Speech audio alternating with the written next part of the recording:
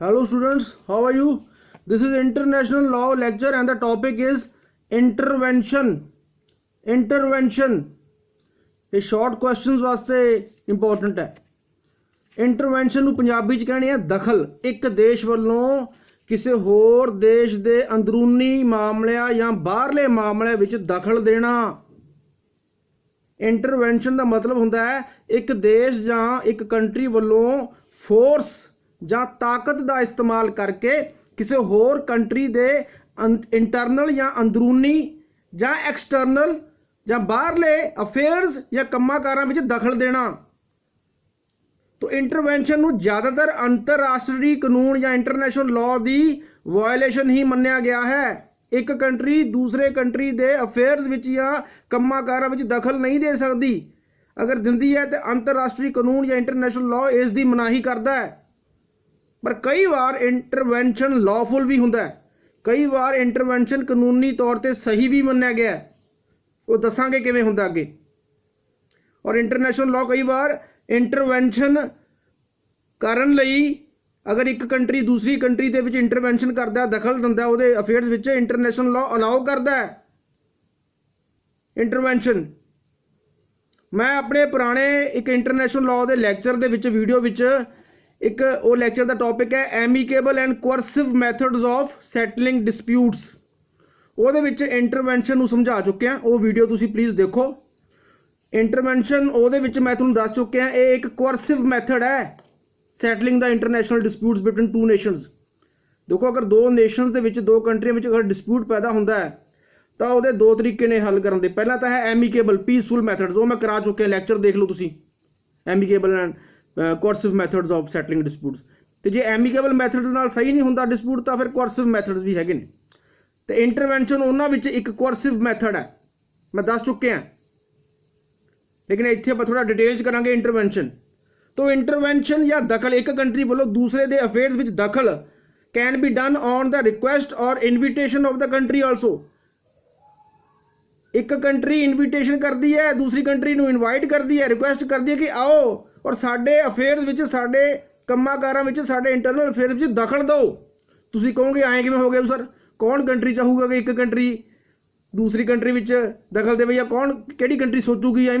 Even you can not even think that एक country कहूगी कि आओ साडे मसले 'च दखल दो। नहीं, ये भी सिचुएशन पैदा हो जाती कई बार।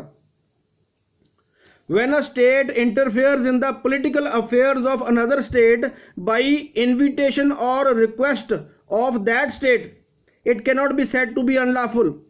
जे दूसरी कंट्री पहली कंट्री ਨੂੰ ਰਿਕੁਐਸਟ ਕਰ ਰਹੀ ਹੈ ਕਿ ਤੁਸੀਂ ਆਓ ਔਰ ਸਾਡੇ ਪੋਲੀਟੀਕਲ ਜਾਂ ਰਾਜਨੀਤਿਕ ਕੰਮਾਂ-ਕਾਰਾਂ ਵਿੱਚ ਜਾਂ ਜੋ ਵੀ ਸਾਡੇ ਇੱਥੇ ਮਾਹੌਲ ਬਣਿਆ ਉਹਦੇ ਵਿੱਚ ਦਖਲ ਦਿਓ ਔਰ ਸਿਚੁਏਸ਼ਨ ਨੂੰ ਚੇਂਜ ਕਰਨ ਦੀ ਕੋਸ਼ਿਸ਼ ਕਰੋ। ਸਾਡੇ ਤੋਂ ਚੇਂਜ ਨਹੀਂ ਹੋ ਰਹੀ, ਮਾਹੌਲ ਖਰਾਬ ਹੋਇਆ, ਤੁਸੀਂ ਆ ਕੇ ਸਾਡਾ ਮਾਹੌਲ ਠੀਕ ਕਰੋ। ਉਹ ਰਿਕੁਐਸਟ ਕਰ ਰਹੀ ਹੈ ਤਾਂ ਜਿਹੜਾ ਕੰਟਰੀ ਪਹਿਲਾ ਕੰਟਰੀ ਇੰਟਰਵੈਂਸ਼ਨ ਕਰੂਗਾ ਉਹ ਇੰਟਰਵੈਂਸ਼ਨ ਕਾਨੂੰਨੀ ਤੌਰ ਤੇ ਇੰਟਰਨੈਸ਼ਨਲ ਲਾਅ ਵੱਲੋਂ ਅਲਾਉ ਹੈ, ਉਹ ਸਹੀ ਹੈ, ਉਹ ਗੈਰ ਕਾਨੂੰਨੀ ਨਹੀਂ ਹੈ। ਇਹ ਜਿਹੀ ਸਿਚੁਏਸ਼ਨ ਵੀ ਕਈ ਵਾਰ ਆ ਜਾਂਦੀ ਹੁੰਦੀ ਹੈ, ਦੱਸਾਂਗੇ ਕਿਵੇਂ ਆਉਂਦੀ ਹੈ ਅੱਗੇ ਦੱਸਾਂਗੇ। ਤੋ ਇਹ ਰਿਕੁਐਸਟ ਫॉर ਅਸਿਸਟੈਂਸ, ਜੇ ਕੋਈ ਇੱਕ ਕੰਟਰੀ ਦੂਸਰੀ ਕੰਟਰੀ ਦੀ ਹੈਲਪ ਭਾਲਦਾ ਹੈ, ਅਸਿਸਟੈਂਸ ਭਾਲਦਾ ਹੈ, ਰਿਕੁਐਸਟ ਕਰਦਾ ਹੈ, ਇਹ request for assistance is not unlawful act. ਇਹ ਕੋਈ ਅਨਲॉफुल ਨਹੀਂ ਹੈ। Request should come from the highest available governmental authority of the requesting state. ਤੋ ਜਿਹੜਾ ਰਿਕੁਐਸਟਿੰਗ ਸਟੇਟ ਹੈ ਇੰਟਰਵੈਂਸ਼ਨ ਕਰਨ ਲਈ ਕਿਸੇ ਹੋਰ ਸਟੇਟ ਨੂੰ ਰਿਕੁਐਸਟ ਕਰ ਰਿਹਾ ਹੈ, ਤੋ ਰਿਕੁਐਸਟ ਕਰਨ ਵਾਲੇ ਸਟੇਟ ਦੀ ਜਿਹੜੀ ਰਿਕੁਐਸਟ ਆ ਰਹੀ ਹੈ ਉਹ ਉਸ ਸਟੇਟ ਦੀ ਹਾਈਐਸਟ ਗਵਰਨਮੈਂਟਲ ਅਥਾਰਟੀ ਜਿਹੜੀ ਵੀ ਹੈਗੀ ਰਾਜ ਕਰ ਰਹੀ ਹੈ ਉਹਦੇ ਵੱਲੋਂ ਹੋਣੀ ਚਾਹੀਦੀ ਹੈ। ਆਮ ਐਰੇ ਗੈਰੇ ਵੱਲੋਂ ਨਹੀਂ, ਹਾਈਐਸਟ ਗਵਰਨਮੈਂਟਲ ਅਥਾਰਟੀ ਅਵੇਲੇਬਲ, ਕਿਉਂਕਿ ਉਸ ਕੰਟਰੀ ਵਿੱਚ ਮਾਹੌਲ ਖਰਾਬ ਹੋ ਚੁੱਕਿਆ ਹੈ, ਅੰਦੋਲਨ ਚੱਲ ਰਹੇ ਨੇ, ਉਹ ਚੱਲ ਰਿਹਾ ਹੈ, ਧੜਿਆਂ ਵਿੱਚ ਵੰਡਿਆ ਹੋਇਆ ਉਹ ਕੰਟਰੀ।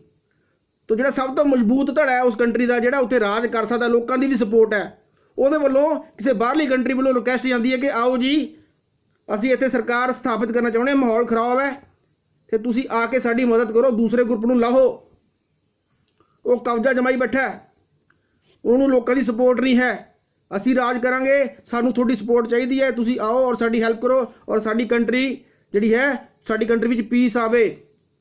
ਵਾਇਲੈਂਸ ਛਿੜੀ ਪਈ ਹੈ, ਮਾਹੌਲ ਖਰਾਬ ਹੋਇਆ ਪਿਆ, ਤਾਂ ਉਹ ਕੰਟਰੀ ਇਸ ਕੰਟਰੀ ਦੀ ਰਿਕੁਐਸਟ ਨੂੰ ਮੱਦੇ ਨਜ਼ਰ ਰੱਖਦੇ ਹੋਏ ਆਊਗੀ ਔਰ ਇੰਟਰਵੈਂਸ਼ਨ ਕਰੂਗੀ। ਇਹ ਇੰਟਰਵੈਂਸ਼ਨ ਲਾਫੁਲ ਹੈ। ਇਹ ਵਾਲੀ ਜਿਹੜੀ ਇੰਟਰਵੈਂਸ਼ਨ ਹੈ ਕਾਨੂੰਨੀ ਤੌਰ ਤੇ ਸਹੀ ਹੈ। ਇਹਦੀ ਕੁਝ ਐਗਜ਼ਾਮਪਲ ਦਿੰਦਾ। USA ਨੇ ਇੰਟਰਵੈਂਸ਼ਨ ਕੀਤੀ ਸੀ ਇਰਾਕ ਵਿੱਚ। ਇਰਾਕ 'ਚ ਤੁਸੀਂ ਜਾਣਦੇ ਹੋ ਨਾ, ਸਦਾਮ ਹੁਸੈਨ ਨੂੰ ਫਾਂਸੀ ਦਿੱਤੀ ਗਈ ਸੀ। ਸਦਾਮ ਹੁਸੈਨ ਦਾ ਰਾਜ ਸੀ, ਲੇਕਿਨ ਸਦਾਮ ਹੁਸੈਨ ਦੇ ਦੂਜੇ ਪਾਸੇ ਜਿਹੜੇ ਦੂਸਰੇ ਗਰੁੱਪ ਸੀ ਉਹਨਾਂ ਨੂੰ ਅਮਰੀਕਾ ਨੇ ਸਪੋਰਟ ਕੀਤਾ ਔਰ ਉਹਨਾਂ ਨੇ ਅਮਰੀਕਾ ਨੂੰ ਇਨਵਾਈਟ ਕੀਤਾ। ਅਮਰੀਕਾ ਤਾਂ ਇਹੀ ਕਹਿੰਦਾ ਕਿ ਮੈਨੂੰ ਤਾਂ ਇਨਵਾਈਟ ਕੀਤਾ ਗਿਆ, ਮੈਨੂੰ ਤਾਂ ਰਿਕੁਐਸਟ ਕੀਤੀ ਗਈ ਦੂਸਰੇ ਧੜੇ ਵੱਲੋਂ, ਜੋ ਇਰਾਕ ਵਿੱਚ ਦੂਸਰਾ ਧੜਾ ਸੀ, ਕਿ ਆਓ ਔਰ ਸਦਾਮ ਹੁਸੈਨ ਦੀ ਗੱਦੀ ਲਾਹੋ। ਇਹ USA ਕਹਿੰਦਾ। ਅਸਲੀ ਸੱਚ ਕੀ ਹੈ ਉਹ ਸਭ ਜਾਣਦੇ ਆ। ਸਾਊਦੀ ਅਰੇਬੀਆ ਨੇ ਇੰਟਰਵੈਂਸ਼ਨ ਕੀਤੀ ਸੀ ਯੈਮਨ ਵਿੱਚ। ਰਸ਼ੀਆ ਨੇ ਸੀਰੀਆ ਵਿੱਚ ਇੰਟਰਵੈਂਸ਼ਨ ਕੀਤੀ ਹੈ। ਇਹ ਹੈ ਕੁਝ ਐਗਜ਼ਾਮਪਲਾਂ ਇੰਟਰਵੈਂਸ਼ਨ ਦੀਆਂ। ਹੁਣ ਇੰਟਰਵੈਂਸ਼ਨ ਦੇ ਕਾਈਂਡਸ ਕੀ ਨੇ, ਟਾਈਪਸ ਕਿਹੜੀ ਨੇ। ਪਹਿਲੀ ਹੁੰਦੀ ਹੈ ਮਿਲਟਰੀ ਇੰਟਰਵੈਂਸ਼ਨ, ਜਦੋਂ ਇੱਕ ਕੰਟਰੀ ਆਪਣੀ ਮਿਲਟਰੀ ਭੇਜ ਦਿੰਦੀ ਹੈ ਦੂਸਰੀ ਕੰਟਰੀ ਵਿੱਚ ਮਿਲਟਰੀ ਦੀ ਮਦਦ ਨਾਲ ਇੰਟਰਵੈਂਸ਼ਨ। ਦੂਸਰੀ ਹੁੰਦੀ ਹੈ ਸਬਵਰਸਿਵ ਇੰਟਰਵੈਂਸ਼ਨ। ਸਬਵਰਸਿਵ ਹੁੰਦਾ ਹੈ ਵਿਨਾਸ਼ਕਾਰੀ ਗਤੀਵਿਧੀਆਂ ਸ਼ੁਰੂ ਕਰ ਦਿੰਦੀ ਹੈ ਇੱਕ ਕੰਟਰੀ ਦੂਸਰੀ ਕੰਟਰੀ ਦੇ ਇੰਟਰਨਲ ਅਫੇਅਰ ਵਿੱਚ। ਵਿਨਾਸ਼ਕਾਰੀ ਗਤੀਵਿਧੀਆਂ, ਵਿਨਾਸ਼ਕਾਰੀ ਐਕਟੀਵਿਟੀਜ਼ ਸ਼ੁਰੂ ਕਰ ਦਿੰਦੀ ਹੈ, ਜਿਵੇਂ ਕਿ ਉਸ ਕੰਟਰੀ ਦੇ ਪੋਲੀਟੀਕਲ ਢਾਂਚੇ ਨੂੰ ਉਥਲ-ਪੁਥਲ ਕਰ ਦਿੰਦੀ ਹੈ, ਉਥਲ-ਪੁਥਲ ਜਾਂ ਉਲਟ-ਪੁਲਟ ਕਰਨ ਦੀ ਕੋਸ਼ਿਸ਼ ਕਰਦੀ ਹੈ ਬੰਦੇ ਭੇਜ ਕੇ। ਉਸ ਕੰਟਰੀ ਜਾਂ ਉਸ ਦੇ ਕਾਨੂੰਨ ਨੂੰ ਜਾਂ ਉਸ ਦੇ ਸੰਵਿਧਾਨ ਨੂੰ ਖਤਮ ਕਰਨ ਦੀ ਕੋਸ਼ਿਸ਼ ਕੀਤੀ ਜਾਂਦੀ ਹੈ ਜਾਂ ਖਤਮ ਕਰ ਦਿੱਤਾ ਜਾਂਦਾ ਹੈ, ਜਾਂ ਉਸ ਕੰਟਰੀ ਦੇ ਇਕਨੋਮਿਕ ਢਾਂਚੇ ਨੂੰ ਬਦਲਣ ਦੀ ਕੋਸ਼ਿਸ਼ ਕੀਤੀ ਜਾਂਦੀ ਹੈ। ਅੱਡ-ਅੱਡ ਇਕਨੋਮਿਕ ਢਾਂਚੇ ਹੁੰਦੇ ਆ, ਜਿਵੇਂ ਕਮਿਊਨਿਜ਼ਮ, ਸੋਸ਼ਲਿਜ਼ਮ, ਠੀਕ ਹੈ। ਜਾਂ ਉੱਥੇ ਅੰਦੋਲਨ ਕਰਵਾ ਦਿੱਤੇ ਜਾਂਦੇ ਨੇ ਇੱਕ ਕੰਟਰੀ ਵੱਲੋਂ, ਉਸੇ ਕੰਟਰੀ ਵੱਲੋਂ ਰਿਕੁਐਸਟ ਹੁੰਦੀ ਹੈ, ਇੱਕ ਧੜੇ ਵੱਲੋਂ ਰਿਕੁਐਸਟ ਹੁੰਦੀ ਹੈ।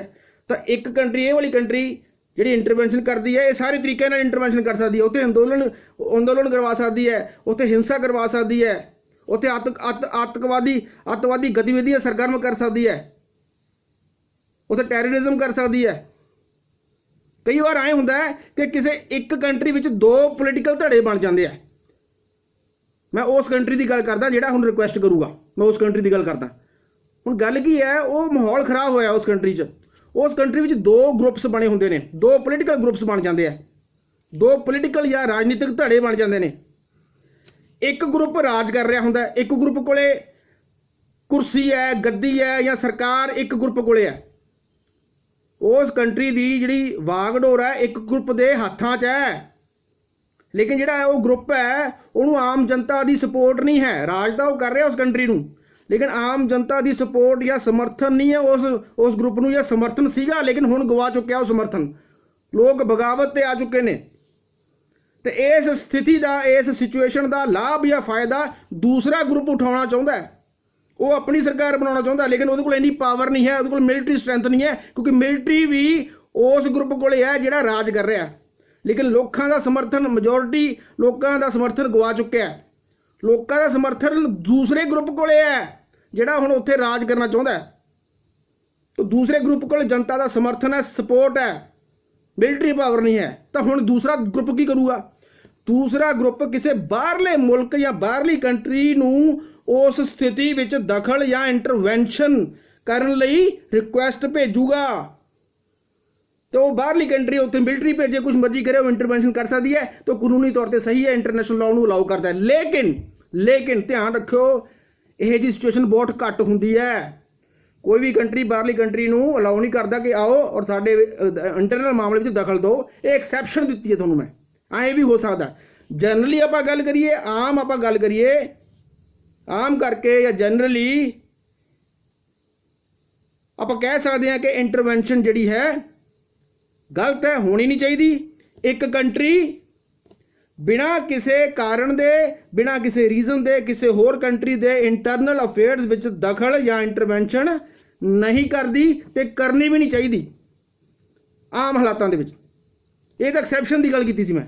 ਤਾਂ ਆਮ ਹਾਲਾਤਾਂ ਵਿੱਚ ਇੱਕ ਕੰਟਰੀ ਦੂਸਰੀ ਕੰਟਰੀ ਦੇ ਇੰਟਰਨਲ ਮਾਮਲੇ ਵਿੱਚ ਦਖਲ ਨਾ ਦੇਵੇ। ਅਗਰ ਕਰਦੀ ਹੈ ਬਿਨਾਂ ਮਤਲਬ ਤੋਂ, ਬਿਨਾਂ ਕਿਸੇ ਕਾਰਨ ਤੋਂ, ਬਿਨਾਂ ਕਿਸੇ ਰੀਜ਼ਨ ਤੋਂ, ਬਿਨਾਂ ਰਿਕੁਐਸਟ ਆਏ ਤੋਂ, ਬਿਨਾਂ ਮਤਲਬ ਤੋਂ ਇੰਟਰਵੈਂਸ਼ਨ ਕਰਦੀ ਹੈ, ਇੰਟਰਨੈਸ਼ਨਲ ਲਾਅ ਦੀ ਉਲੰਘਣਾ ਕਰ ਰਹੀ ਹੈ, ਤਾਂ ਉਹਦੇ ਖਿਲਾਫ ਕੇਸ ਚੱਲ ਸਕਦਾ ਹੈ ICC ਦੇ ਵਿੱਚ, ਇੰਟਰਨੈਸ਼ਨਲ ਕ੍ਰਿਮੀਨਲ ਕੋਰਟ ਦੇ ਵਿੱਚ।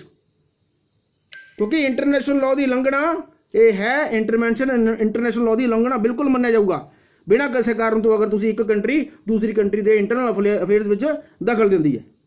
ਤਾਂ ਇਹ ਸੀ ਇੰਟਰਵੈਂਸ਼ਨ। ਇਹ ਥੋੜੇ ਸ਼ਾਰਟ ਕੁਐਸਚਨ ਵਾਸਤੇ ਇੰਪੋਰਟੈਂਟ ਹੈ। Thank you very much.